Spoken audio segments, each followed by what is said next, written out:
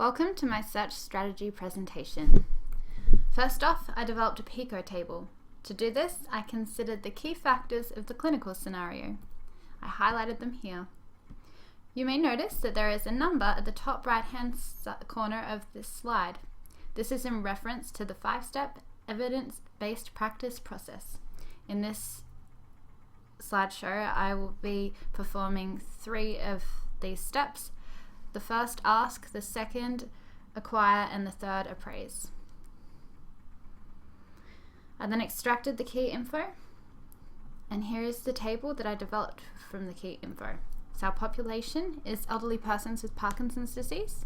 The intervention is therapy to improve the clarity of his speech. There is no comparison, and the outcome is to improve the clarity of speech.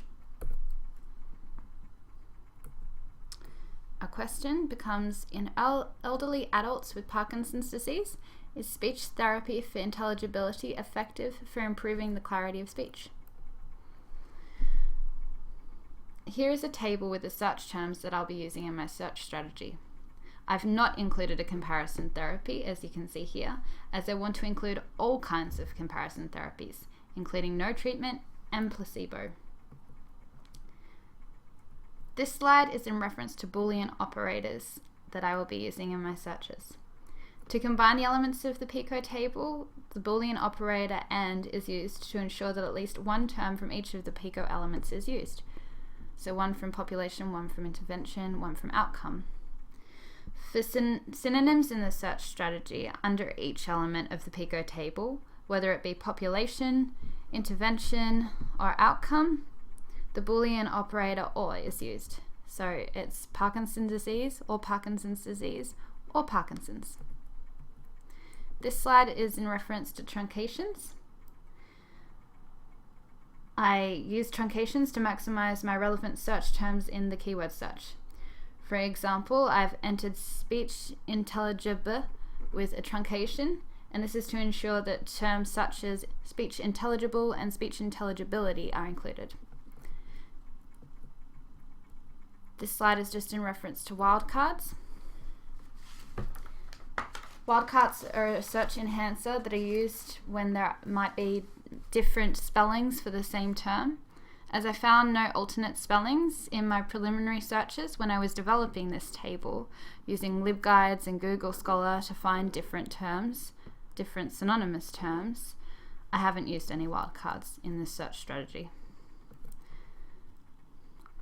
Meet our 3 players. These are the 3 databases I'll be using for this search. They are Medline, CINAHL, and SpeechBite. And this is step 2, acquire. First off, we're going to search using Medline. I began the search looking for subject headings in the population element of the PICO table.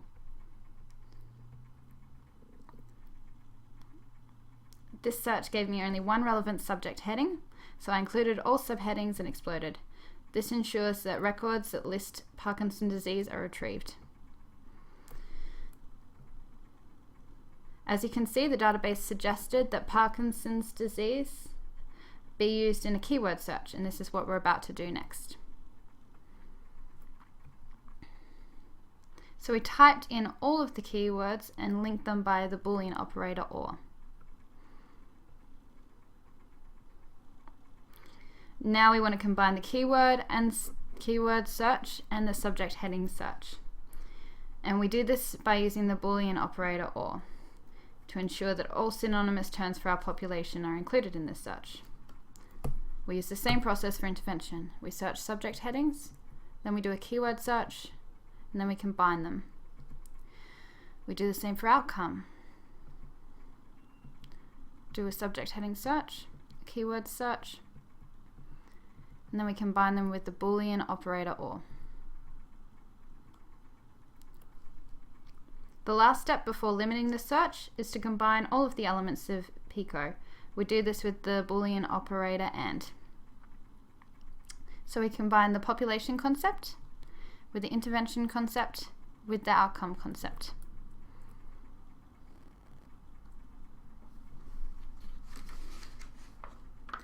Next, we want to limit our search.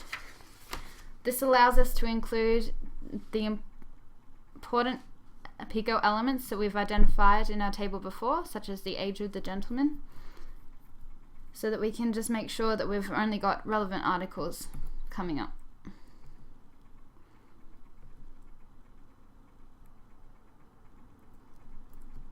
So this is how I limited my search, and this is the limitations I used. I then identified the relevant articles, and with the use of EndNote, I was able to search through abstracts and the articles to identify which study design each study was. I hence put all of the relevant Medline articles in a table to be compared with the results from the other databases. And I used this article to help me. Alright, so our second database is CINAHL. And we use basically the same principles with this database. So we click the box that says suggest subject terms when we're doing our subject heading search. And we want to explode if it gives us the option and include all subheadings.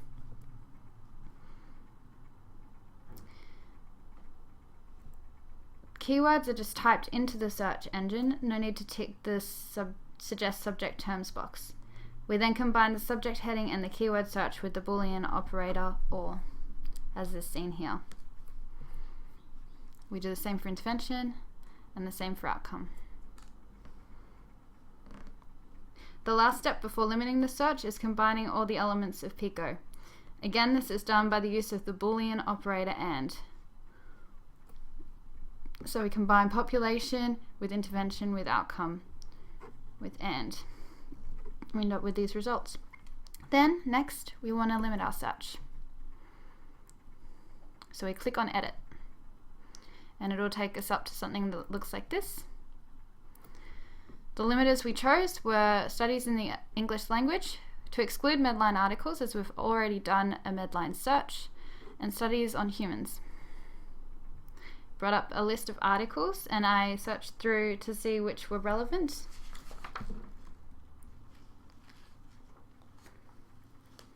And determined which weren't relevant and what kinds of studies all of the relevant articles were. I then put them in a table as I did with Medline.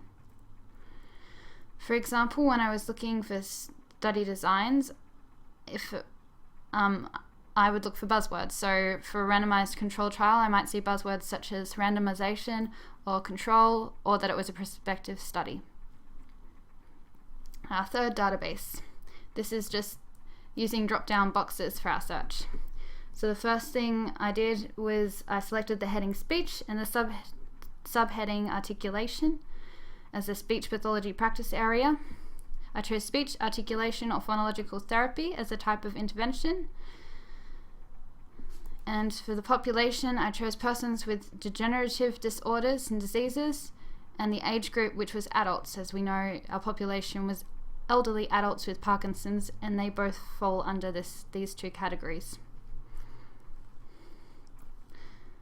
This database gave me 8 articles, 4 of which I was able to eliminate as they were irrelevant because they may have had, for example, the wrong intervention or the wrong population, such as persons with Huntington's disease rather than Parkinson's.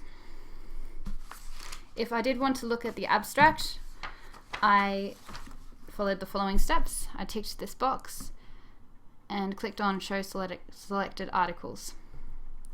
From this, I developed my 5 highest ranked relevant studies table, and I put this article at the top as I thought it best addressed the PICO question. I've put the systematic reviews at the top of the table as well, because according to the NHMRC hierarchy, these are the top level of evidence for intervention questions. And just a reminder, our intervention question was, in elderly adults with Parkinson's disease, is speech therapy for intelligibility effective for improving the clarity of speech? I got these articles from the following databases. And here's the NHMRC hierarchy. So here's our intervention question. Systematic reviews are at the top, randomized control trials at the bottom. And this is why I have a randomized control trial here too, because it's this next level of evidence in the hierarchy. Here's my references. Thank you.